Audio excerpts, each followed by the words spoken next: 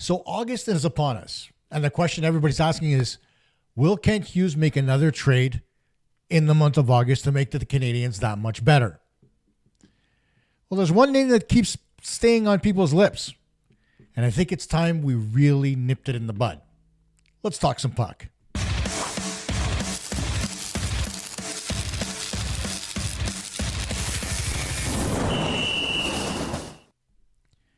Hey gang, Kosta here once again from Puck Talk Montreal. And before I get started on today's topic, I just wanted to thank everybody for all their feedback. Good or bad, thumbs up or thumbs down, like or dislike. It's helping to drive the direction of the channel, so I appreciate it. Keep the feedback coming. I love you guys for it. And like I always say, make sure, give it a thumbs up if you like it, thumbs down if you don't, that's fine. And make sure you put it into the comments so that I can understand what your pet peeves are or what you like, or whether you just want to have another discussion about the topic at hand. And today's topic at hand is something that we keep talking about time and time again. And it's gotten to a focal point now where I think we really need to nip it in the bud and get it out of the way. And that is the future of Mike Matheson. Now, Matheson, granted, is a great trade piece, but he's not going to get you a number 2 center. It's not enough. Granted, he's got all kinds of talent, but for a guy on an expiring contract, you're not going to get that number 2C that's getting you 60 to 70 points a season. If you sign and trade, that's a completely different story, but then you're also rolling the dice. And here's what I mean by that. First of all, let's take a look at Mike Matheson's stats. And as you look at his stats, there's nothing to argue about. Season after season, year after year, he has gotten better. Granted, last year, his use changed a little bit for the Montreal Canadiens with the emergence of Lane Hudson as the number 1 power play guy on defense. But he was still out there in all situations, out there against the opposition's best forwards, and he did very well, especially given the fact that he ended the season with just a -6 rating. And now if you take a look at his other numbers, when you look at time on ice, which is the stuff at right here, right there, he's averaged about 24.5, 24.45 over the last 3 seasons as far as ice time is concerned.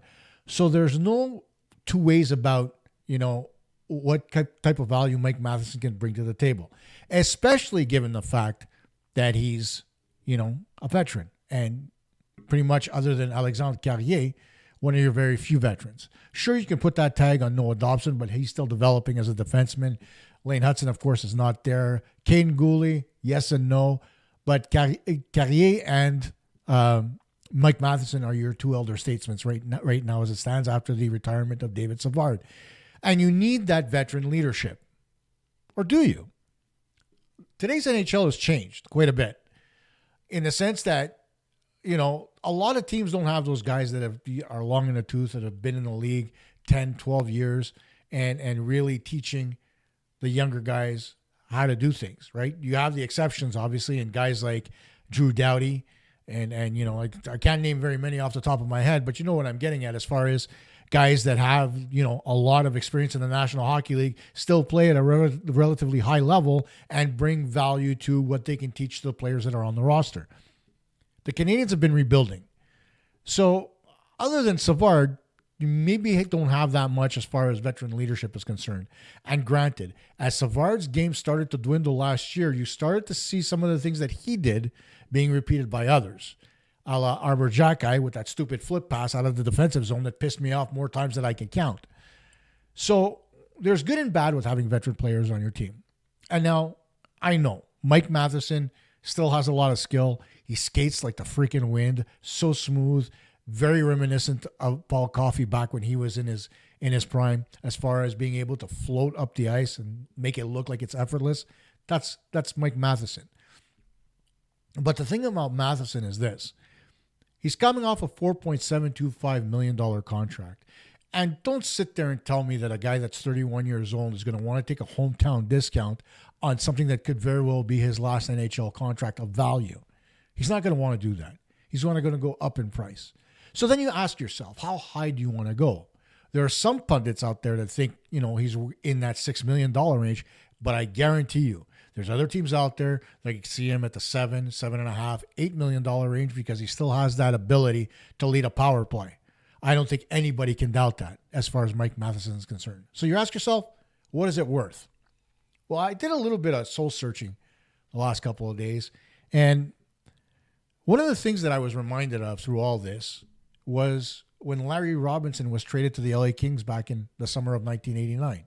1 year after Gretzky was traded in 1988, I had just graduated from high school. And the last thing I expected after the Canadiens went all the way to the Stanley Cup final only to lose to the Calgary Flames was for their elder statesman on defense, a guy that had spent 17 seasons with Montreal, to up and leave. And now he left because Bruce McNall, the owner of the LA Kings at the time, offered him more than what Serge Savard wanted to offer Larry Robinson. And here's the kicker. Serge Savard used to play with Larry Robinson. They were teammates. So you would think that Savard would say to himself, you know what, if McNall's going to give this much money, Larry's been a good soldier for us. I'm going to match it because he's still got game. And he did still have game. He was nowhere near finished in 89.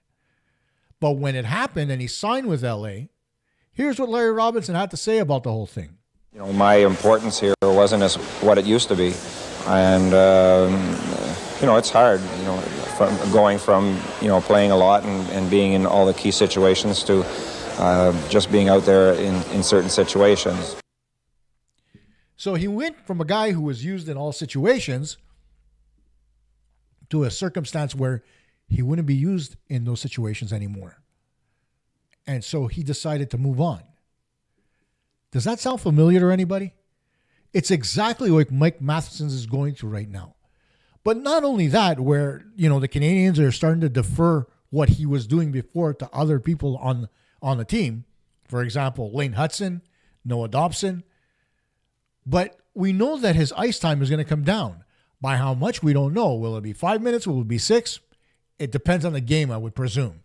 But he's not going to be doing 25 minutes a game anymore because now there are younger guys on the ice that can do that same thing. Whether you look at Caden Gooley, who's been averaging about 20-21, or Noah Dobson, who was up there around 24 minutes when he was with the Islanders, there are guys that can eat up those minutes on the Canadiens now.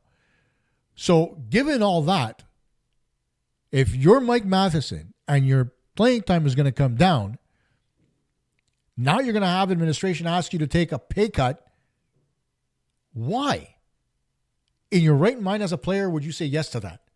And here's the other thing as far as Montreal is concerned, because I'm not going to blame the Canadiens for doing what they're doing as far as Matheson's concerned. The Canadiens have to look long-term. We know that they've got a contract that they've got to give to Lane Hutson, and we know that contract is going to be north a little bit of what Nick Suzuki's making, but south of what Noah Dobson's making. So it's going to be somewhere between that $8.2 and $8.5 million range, if we're looking at it objectively. If it's less, great job by Kent Hughes, but I don't think it will be because Lane Hutson is one of those talents that you can't really give away, right?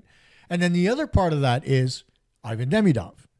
Now, the Canadiens burnt 1 year of his ELC last year, bringing him in for the last 2 games plus the playoffs. So now he's going to be in the second year of his entry-level contract with 1 year left. So next season, Demidov is going to be in the same situation as Hutson is this year.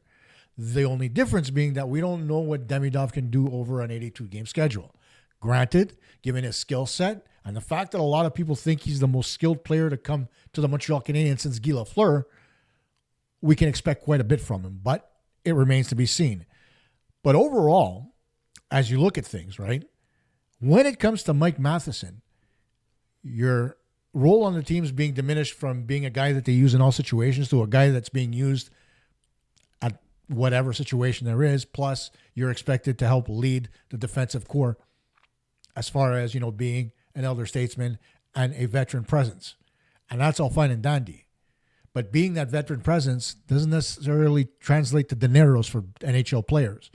And again, given the fact he's 31 years of age, right? So he's going to sign for what? 4? 5, 6? And at what? You can't put $6 million on Matheson and then expect to spend upwards of $16 million on Demidov and Lane Hutson in the next 2 years. The numbers just don't work, right? So it's fine to have a Caden Gooley and, you know, those guys that don't really take up too much of your cap. You're going to have 2 defensemen, maybe 3 that take a lot of that money up. Plus, you've got your core forwards. And you know what? I'm going to say this. Yes, the cap's going up. It went up this year. It's expected to go up for the next 2 seasons. So teams are trying to factor that in. But there's no guarantees, guys, that it's going to go up. Because first and foremost, if you look at things economically, right, the Canadian dollar's not where it used to be a few years ago. And so the numbers that you saw earlier as projections may very well not be there. A lot of the revenue that the NHL makes comes from the Canadian markets. And now if there is expansion coming up and that $2 billion fee is paid, then yes, the NHL can turn around and say, okay, you know what? We're going to raise the salary cap by whatever percentage it's going to be. But until such time as you've got expansion on the horizon, you can't really even project those numbers yet. So whether it's 2, 4, 6, or whatever number of teams they plan on expanding by, I mean, that's not going to factor in at least for another 5 to 10 years. So where do the Canadians go from there? If you're going to sign Matheson at $6 million a season for the next 4 years, you can't sign Lane Hutson for 7 and then Demidov for another 7. The numbers don't work. What's the cap going to go up? Maybe another couple, $2, $3, $4 million? Well, what do you do at that point? You've already used $2 million to increase Matheson's salary. You've got to increase Lane Hutson's salary by close to $8 million because he's on an entry-level deal right now.